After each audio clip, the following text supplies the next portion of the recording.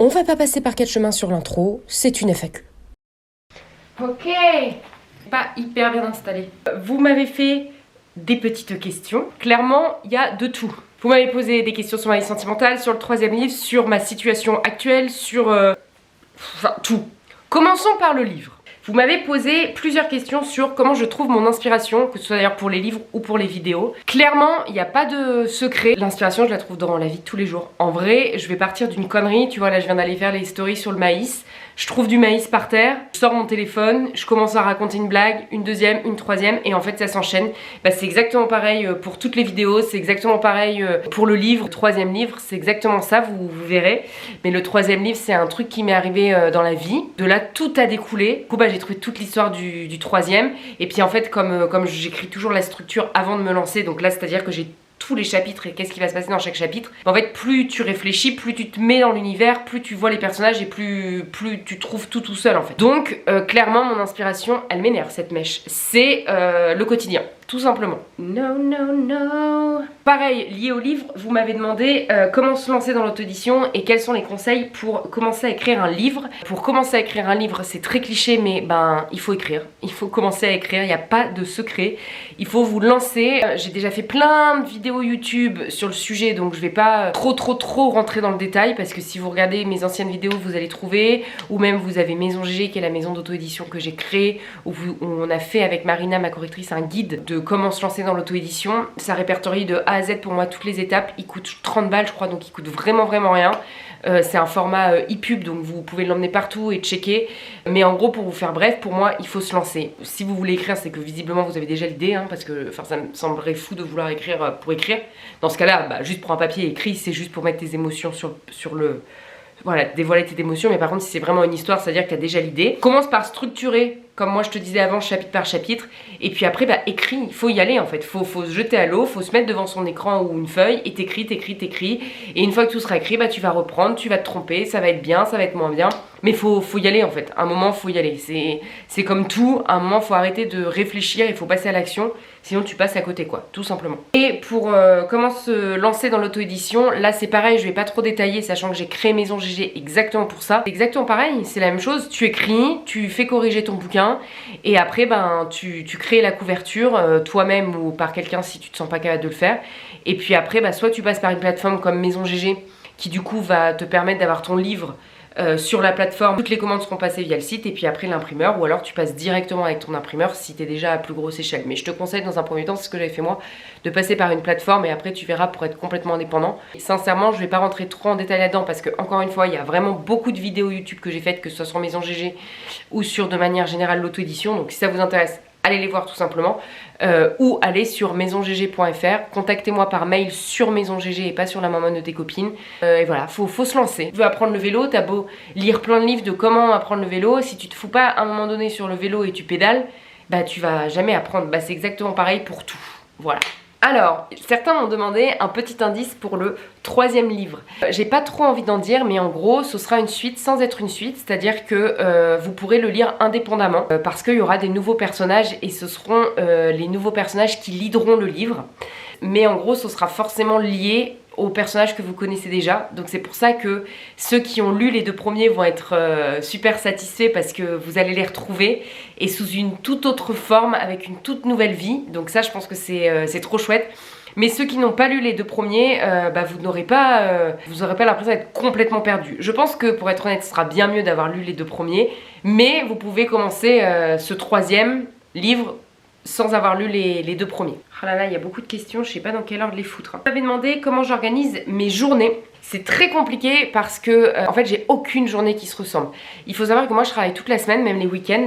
J'ai pas de vrais jours off, mais c'est comme ça que j'aime mon emploi du temps parce que du coup ma semaine est beaucoup plus légère parce que je vais pas me taper des journées de 8 heures. Mais en gros je me lève entre 8 et 9 heures, je commence à bosser vers 9h30. Le matin c'est vraiment on va dire jusqu'à midi 13h je vais faire les mails, trouver les idées pour des réels, des mondes dance, pour des publications, pour les vidéos YouTube. Ça c'est con mais ça demande vachement de temps justement de chercher, de rebondir. Après je peux aussi faire des trucs pour pour le livre, dans la gestion, préparer les commandes pour l'étranger, le service client, vu que s'il y a un problème avec le livre. Après, ça peut être la stratégie aussi digitale. Par exemple, là, pour Halloween, j'ai fait un petit truc spécial. Bah, ça se réfléchit en amont. Pour Noël, j'aimerais bien faire un truc spécial. Ça se réfléchit aussi en amont. Est-ce qu'il y a des choses à commander, etc. La gestion du livre avec l'imprimeur. Enfin bref, on est vraiment sur tout, un peu le fourre-tout. Le matin, c'est un peu tout. Ça peut être aussi démarcher des magasins. Ça peut être aussi... contacter de la presse pour essayer de te faire plus connaître. Enfin vraiment on est sur tout ce qu'il y a à gérer pour faire marcher le biz. Puis souvent en fait moi je n'aime pas bosser de 14 à 17h, ce qui est assez surprenant parce que là vous voyez les 15h. Mal à me concentrer en fait, donc soit si je veux travailler entre 14 et 17h, bah, je fais des trucs comme je fais là, c'est-à-dire des trucs hyper actifs où je tourne la moon dance, où je parle, mais il faut pas que ce soit un truc derrière mon écran parce que sinon je m'endors. Ou alors ce que je fais c'est que je me prends du temps, en gros je bosse jusqu'à 13h, je bouffe à 13h, je vais promener GG, et puis après jusqu'à 16-17h, soit je bosse ce que je fais là, soit je vais au sport, soit je me repose, je regarde une série, enfin je me force pas. Par contre j'adore bosser le soir, donc du coup vers 17h je peux bosser jusqu'à minuit sans aucun problème. Des fois pas du tout, des fois je vais bosser que 3 heures et puis à 20h je bouffe et du coup après plus rien. Des fois le soir je sors voir mes copains. Donc c'est vraiment très très variable. Des fois ça va pas du tout se faire comme ça l'emploi du temps. À 11h je vais pas avoir réussi à travailler, du coup je vais partir à la poste, à machin. Mais c'est très compliqué de vous décrire une journée parce que même moi je pourrais pas vous dire. Après s'il y a une journée où vraiment j'ai la flemme, bah franchement je vais juste me contenter de faire les mails et travailler 2 heures et rien foutre de la journée. Inversement, s'il y a une journée où je sens qu'il y a vraiment beaucoup de trucs, je peux me taper une journée de 12 heures sans aucun souci à me réveiller à 9h et à pas arrêter avant minuit. Enfin c'est vraiment très très très variable quand c'est un job passion, parce qu'en fait faire des stories c'est du travail, répondre aux mails c'est du travail, enfin tout ça c'est du travail, mais en fait tu t'en rends pas compte. Donc en fait tu travailles toute la journée sans vraiment travailler. Genre moi là j'ai pas du tout l'impression de bosser en répondant à vos questions. Pourtant c'est du travail, après il va falloir que je monte la vidéo, va falloir que je la mette en ligne, etc. Donc c'est un peu compliqué de savoir mon organisation. Voilà. Il y a une personne qui m'a demandé c'était quoi c'était toujours d'actualité mon projet de Noël. Je ne sais pas quel était ce projet. Donc si tu passes par là, redis-moi quelle était mon actualité de Noël parce que je ne l'ai plus en tête. Il y a une personne qui m'a demandé pourquoi avoir décidé de quitter ton travail de salarié. Parce que ça a toujours été le plan. Dès que je suis rentrée dans mon ancien taf, c'était il y a 3 ans maintenant, 4 ans même, en 2018. Quand je suis rentrée, j'ai créé la Maman de tes copines à côté et j'ai toujours dit que moi, mon rêve, c'était de vivre de ma passion, tout simplement. Je m'étais dit, bah dans 2 ou 3 ans, meuf, tu fais tout pour réussir à vivre. Je savais pas quelle forme allait prendre le divertissement, j'écrivais déjà. Mais je savais pas si ce serait plus un spectacle, juste du placement de produits pur et dur, des livres. En fait je me suis rendu compte que les placements de produits ça me convenait pas. C'est rigolo mais moi c'est pas du tout ça que j'ai envie de ni véhiculer ni faire. Parce qu'en fait tu te fais chier hein, clairement, juste du placement de produits. Et encore moi j'essaye de faire des petits sketchs et tout. Mais moi en tout cas moi je me fais chier, je ne jugerai pas la vie des autres.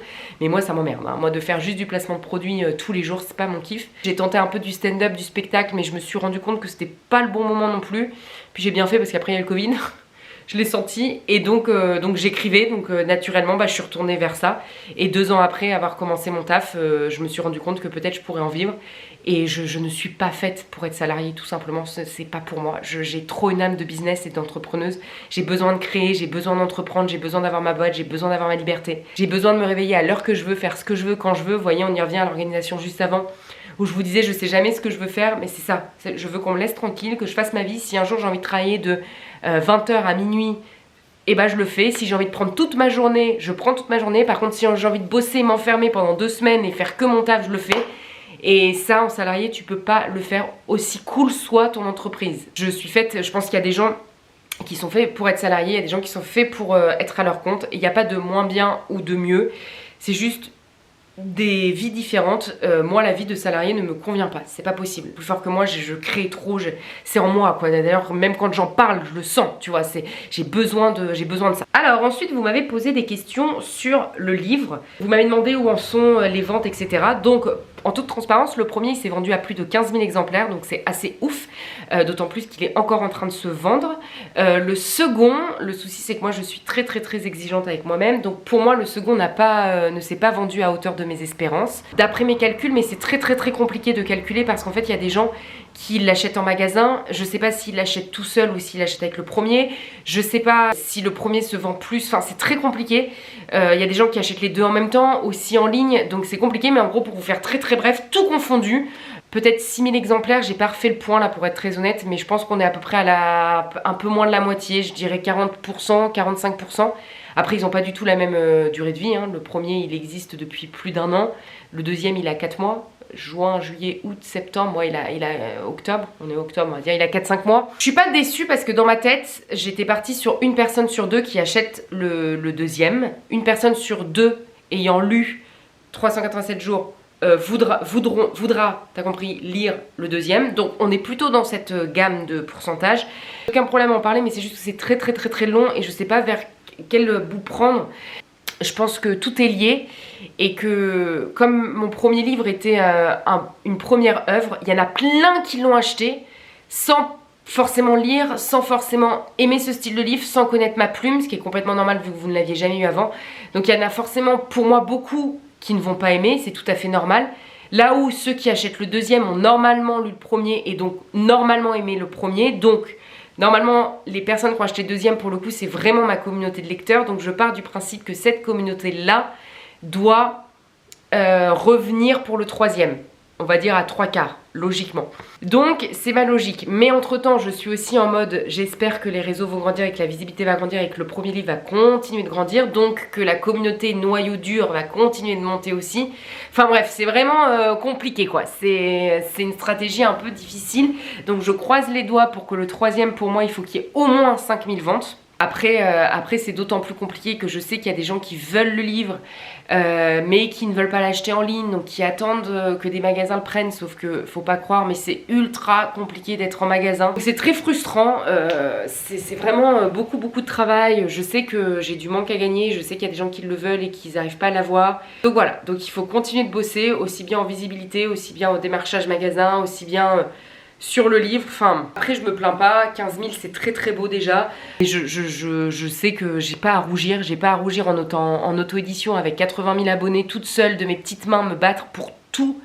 Quand je vois des auteurs connus qui sont en édition, qui sont du coup distribués tout partout, et je pense que je suis pas, bon ils font peut-être 50 000 tu vois, mais 15 000, 50 000, la marge n'est pas non plus énorme, donc je pense que je me défends très bien, donc je suis très contente de mes chiffres, mais d'un autre côté, ben on y revient, hein, la business sans moi pense que c'est jamais assez. J'aimerais tellement, oui, en vendre 100 000, c'est clair et net, on va pas se mentir, mais voilà, pour ça je pense qu'il va falloir être très patient parce qu'aujourd'hui, l'occasion de vendre 100 000, ce serait d'avoir un énorme coup de boost sur les réseaux ou alors être en maison d'édition. Et moi, je ne veux pas être en maison d'édition pour toutes les raisons que je vous ai déjà données. Donc, ça va prendre beaucoup plus de temps. C'est juste ça. C'est carrément possible, j'y crois. Mais ça va demander plus de temps parce qu'il va falloir bosser toute seule, quoi. Sur le deuxième livre, vous m'avez aussi demandé s'il sera plus sérieux ou plus humour. Et ben sincèrement, les deux. Je pense qu'il sera un peu plus sérieux parce qu'il va s'agir en quelque sorte d'une petite enquête en très gros, sauf qu'il y aura autant d'histoires farfelues et de tout ça, donc je pense que les deux ne sont pas antinomiques pour sortir les grands mots. D'ailleurs je pense que 387 jours il y a vraiment deux lectures, je pense qu'il y a une lecture très farfelue et drôle, et je pense qu'il y a une seconde lecture beaucoup plus profonde avec quand même des valeurs que je défends et des dictats que j'essaye de mettre à mal, et je pense que tu peux vraiment le lire d'une manière très sérieuse et le lire d'une manière pleine d'humour. Donc en fait c'est pas mon écriture qui va décider s'il est plus humour ou plus sérieux, mais en fait c'est votre lecture. Toujours lié au livre, vous m'avez demandé si je vis à 100% des livres, j'y ai plus ou moins déjà répondu. Mais oui, je vis à 100% des livres, aujourd'hui c'est les livres qui me rémunèrent, je vis très bien, je m'en sors très bien, donc je suis très contente. Quand je fais des placements de produits, etc., c'est vraiment que de l'argent en plus que je mets de côté. Bon, écoutez, c'est un peu improbable, je vous parle d'un bureau dans un concessionnaire parce que je suis en train de faire l'entretien de ma voiture. J'étais en train de faire le montage de la vidéo et en fait je me rends compte qu'elle va être beaucoup trop longue, donc je vais le faire en deux parties. Donc là vous avez la première partie et la semaine prochaine vous aurez toute la partie sentimentale et bien-être de manière générale. Voilà, bisous, merci, ciao. J'ai vous dit ciao aussi, putain on dirait vraiment un pauvre en boule comme ça.